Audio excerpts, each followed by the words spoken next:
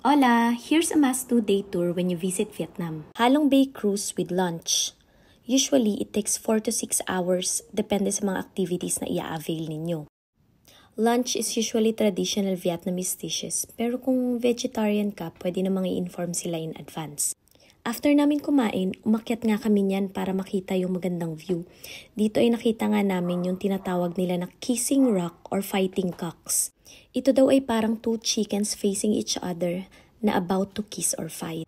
After ng sightseeing ay pumunta na kami sa next activity namin. Ang bamboo boat ride. Capacity is 4 to 6 people at a time. Perfect sa small group or families. Dadalhin kayo nito sa hidden lagoon and caves that are not easily accessible ng mga big cruise ships.